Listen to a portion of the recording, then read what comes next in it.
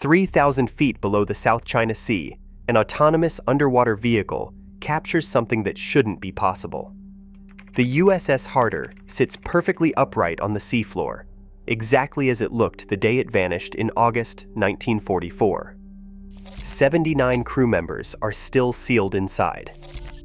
The conning tower stands like a monument. The periscopes remain extended. Even the deck gun sits in firing position after 79 years underwater. But it's not the discovery that stops maritime archaeologists cold. It's the condition. Most World War II submarine wrecks are found twisted on their sides, crushed by pressure and impact. The Harder looks like it was gently placed there. And when you examine the damage patterns, when you see exactly where those Japanese depth charges tore through the hull, you realize something disturbing. This crew had time. Not much, but enough to make decisions that still don't make sense 8 decades later. The submarine that changed naval warfare. When Commander Samuel Dealey took command of USS Harder in 1943, submarine doctrine was simple: avoid destroyers at all costs. These fast, heavily armed warships were designed specifically to hunt and kill submarines. Standard procedure was dive deep and run silent until they pass. Dealey threw that doctrine overboard. Instead of fleeing destroyers, he turned directly toward them and fired head-on. While other submarines took single shots and disappeared, the Harder would surface during daylight attacks, using deck guns to finish damaged vessels. They painted Hit M Harder on the conning tower. But this wasn't bravado. It was calculated psychological warfare. By early 1944, Japanese naval intelligence had identified the Harder as a priority target. Instead of making Dealey cautious, it fueled his tactics. In March 1944, the Harder sank the destroyer Ikazuchi with a point-blank shot, then surfaced to rescue a downed American pilot while Japanese aircraft circled overhead. But patrol reports reveal something troubling. The Harder's success wasn't just tactics. It was about operating beyond normal human endurance. Dealey's crew conducted longer patrols, took more risks, engaged more targets than any comparable submarine. By spring 1944, they'd completed more consecutive combat missions than doctrine recommended. Yet when the most dangerous assignment came, they volunteered immediately. 4 days that rewrote submarine warfare. May 1944. The Harder's 5th patrol orders seemed suicidal: penetrate Japanese-controlled waters and attack destroyer formations directly. June 6, 1944. While Allied forces landed at Normandy, the Harder encountered the destroyer Minazuki. Dealey ordered a surface attack in broad daylight. At 1,000 yards, 3 torpedoes. The Minazuki exploded and sank in under 4 minutes. Rather than fleeing, Dealey kept the Harder on station, hunting for more targets. June 8th. The destroyer Hayanami arrived to investigate. Dealey turned directly into the threat. Another down-the-throat attack. Hayanami broke apart. June 9th. The destroyer Tanikaze swept the area where 2 destroyers had vanished.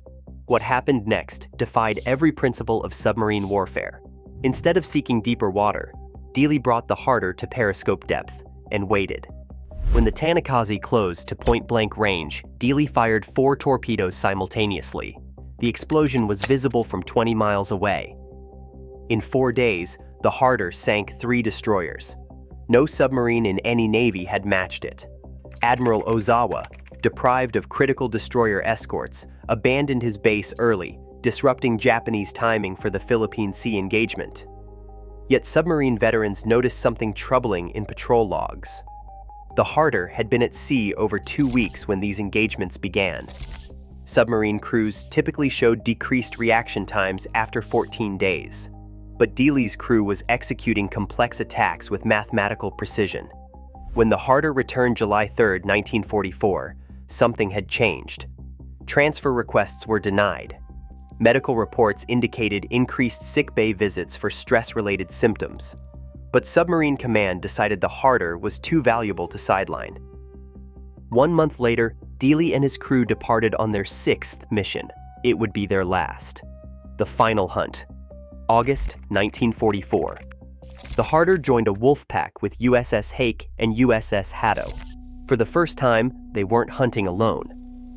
Wolfpack tactics required split-second timing and seamless coordination. The problem? Dealey's crew had been operating beyond peak efficiency for months. 6 consecutive combat patrols with no rotation. The first 2 weeks proceeded normally.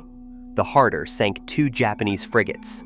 But veterans on other submarines noticed something in radio communications, an edge suggesting extreme operational tempo. August 24, 1944. Intelligence reported a small Japanese convoy near Daesol Bay, Luzon. 2 submarine chasers with minimal escort. A routine target.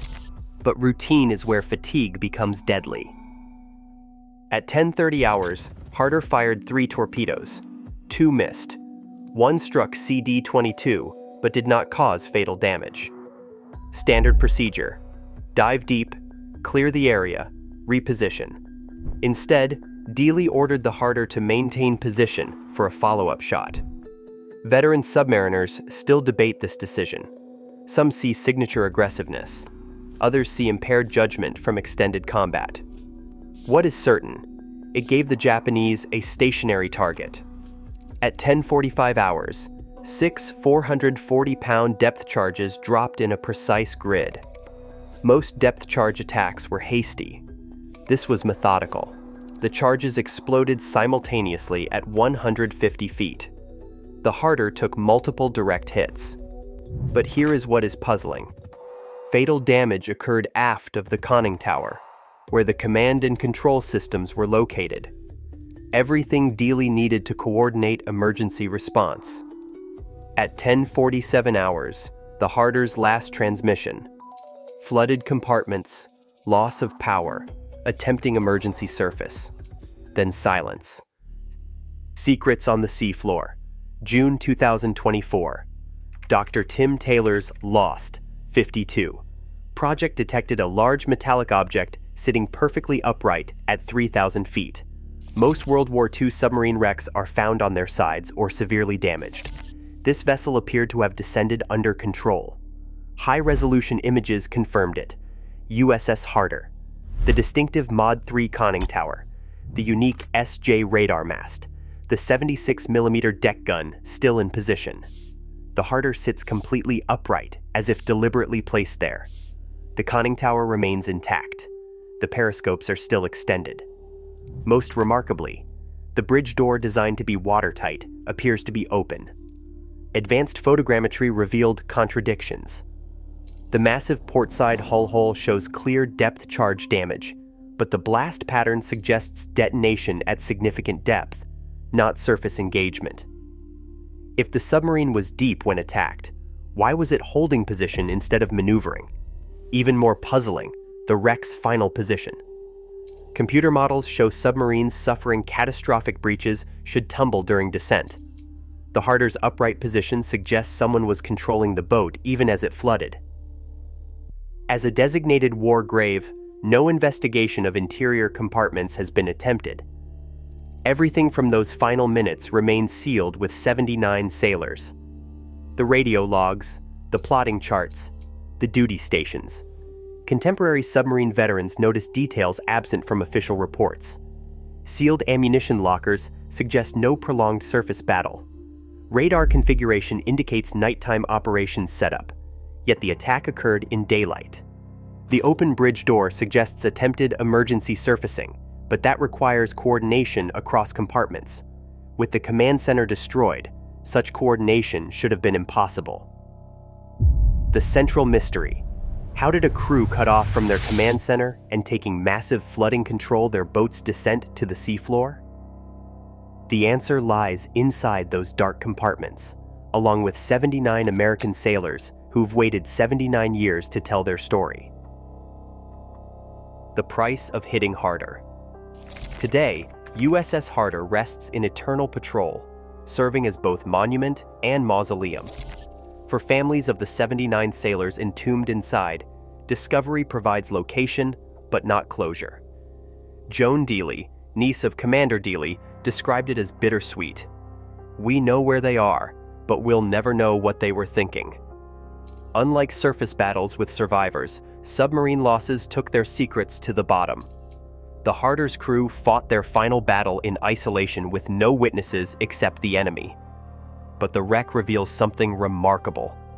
Operating at the edge of human endurance for months, the crew maintained tactical effectiveness until the end. 22 ships destroyed across 6 missions. No submarine in any navy matched that sustained success. Modern veterans recognize what official histories overlook: the psychological cost. The Harder's crew operated beyond normal limits because their tactical advantage required split-second timing and absolute coordination. The haunting question: did that psychological edge contribute to their loss? Did months of hyper-aggressive tactics create decision patterns that became counterproductive? Was fearlessness actually combat fatigue, making evasive action psychologically impossible? We'll never know. The evidence died with the crew. As a war grave, those answers remain sealed forever. Yet perhaps that's fitting. The crew's legacy isn't in mysteries they took to the bottom, but in tactical innovations that shaped submarine warfare for generations. Modern attack submarines still use variations of Dealey's down-the-throat approach. Most importantly, the Harder story illustrates the human cost of military innovation. Every tactical breakthrough depends on crews willing to push beyond normal limits. The 79 sailors weren't just casualties. They were the price of developing techniques that saved countless other lives. 3,000 feet below the South China Sea, 79 American sailors continue their eternal patrol in the submarine that changed naval warfare forever. They took their secrets with them, but their legacy lives on in every submarine that learned to hit harder because of their sacrifice,